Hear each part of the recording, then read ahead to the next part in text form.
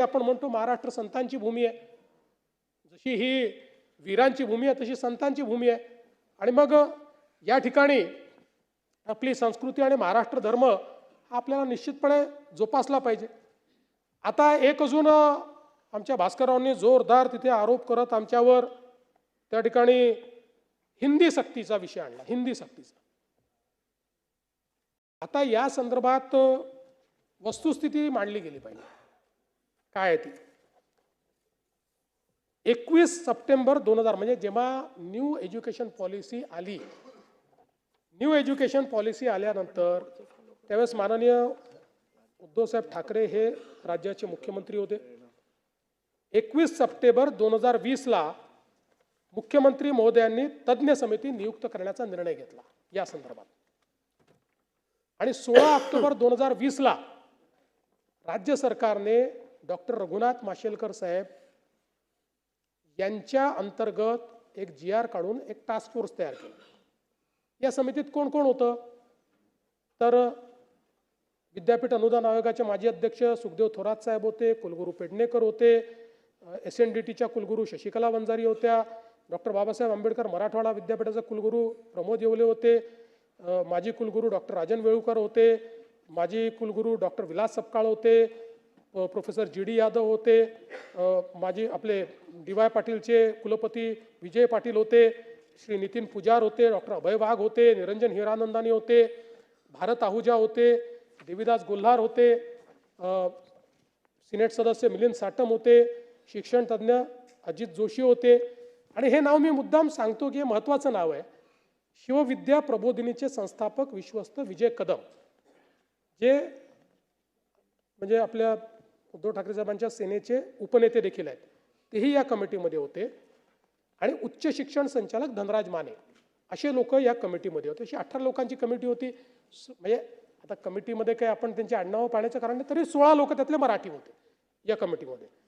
आणि मग 14 सप्टेंबर 2021 रोजी या समितीने माननीय मुख्यमंत्री उद्धवसाहेब ठाकरे यांना 101 पानाचा अहवाल सादर केला। त्याचे फोटो माझ्याजवळ आहेत, त्याचं ट्विट देखील महाराष्ट्र सरकारने केलेलं आहे, अहवाल स्वीकारतानाचा फोटो त्याच्यामध्ये आहे। आणि मग त्यानंतर त्याच्यावर माननीय उद्धवजींनी निर्देश दिले की समितीने सादरीकरण केले आणि शिफारसी सूचनांची त्वरित अंमलबजावणी करण्याची कारवाई राज्य सरकारच्या वतीनं करण्यात येईल असे त्या ठिकाणी सांगितलं। आणि तो फोटो आहे, त्या फोटोमध्ये अनेक लोक आहेत, म्हणजे संजय राऊत साहेब देखील दिसत आहेत। 15 सप्टेंबर 2021 ला या ठिकाणी त्याची बातमी वगैरे आहे, जाऊ द्या त्याच्यात। त्याच्यावर मग माननीय मुख्यमंत्री महोदय असं म्हणाले, बदलत्या काळात डिजिटल शिक्षण, परदेशी भाषांचे शिक्षण आवश्यक आहे, त्यामुळे या शिफारसीप्रमाणे लवकरात लवकर अंमलबजावणी करून महाराष्ट्राला शैक्षणिकदृष्ट्या प्रगतीपथावर ठेवण्यासाठी सर्व उपाययोजना करण्यात येतील। किती चांगलं त्यांनी सांगितलं। आणि मग आता अहवाल काय सांगतो, म्हणजे माझ्याकडे आहे सगळं, कॉपीज ठेवली आहे मी, आणि मग पुढची सगळी कॉपी आहे ती बाजूला ठेवून देतो। तर हा अहवाल काय सांगतो, मग या अहवालामध्ये एक भाषेचा उपगट होता।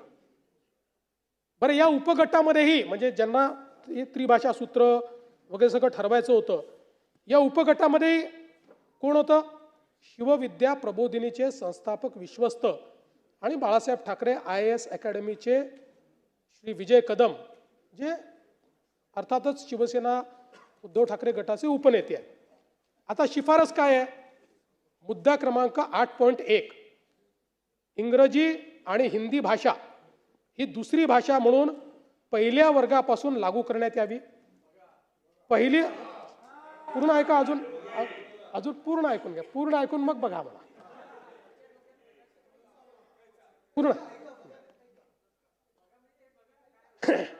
इंग्रजी आणि हिंदी भाषा ही दुसरी भाषा म्हणून पहिल्या वर्गापासून लागू करण्यात यावी।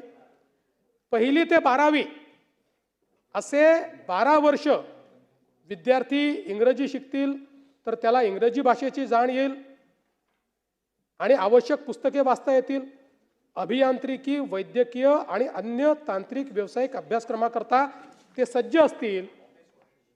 उच्च शिक्षण संस्थांमधून मराठीतून शिकवण्याला प्राधान्य द्यावेच लागेल, पण त्याच वेळी इंग्रजी आणि हिंदी ही दुसरी भाषा पहिल्या वर्गापासून ते 12वी पर्यंत सक्तीची करण्यात यावी.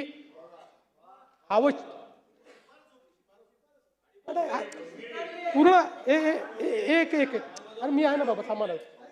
कृपया कृपया सगळे शांतता ठेवा. ते डिस्टर्ब होणं साहजिक आहे. तुम्ही कशाला डिस्टर्ब होत आहे? ते आपले हां नाही नाही. तर त्यावेळी मग पुन्हा सांगतो, इंग्रजी व हिंदी ही दुसरी भाषा पहिल्या वर्गापासून 12वी पर्यंत सक्तीची करण्यात यावी.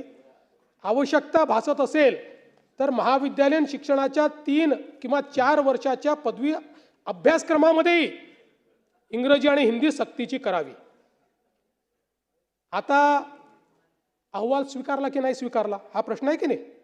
आता अहवाल होता, बरोबर आहे. 14 सप्टेंबर. आता मी जयंतरावांना विचारतो, सगळ्यात सिनियर असल्यामुळे. जयंतराव, अहवाल स्वीकारायचा असेल तर कोण स्वीकारेल? मंत्रिमंडळ ना, दुसरं तर कोणी नाही स्वीकारू शकत. 14 सप्टेंबर 2021 रोजी हा अहवाल सादर झाल्यानंतर तो 20 जानेवारी 2022 रोजी मंत्रिमंडळापुढे आला. आता त्याचं इतिवृत्त मी घेऊन आलो आहे.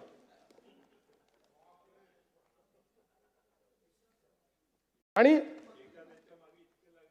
नाही नाही असं नाही.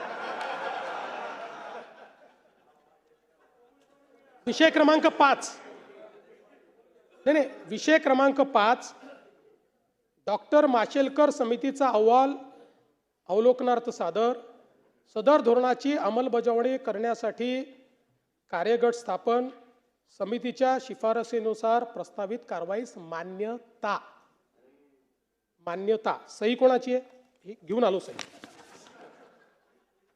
आदित्यजी तर नक्की सांगतील ही सही कोणाची आहे. कोणी असू द्या ना, मंत्र्याचं काही अस्तित्व नसतं मुख्यमंत्री असताना. नाही नाही, जे खरं आहे ते खरं आहे.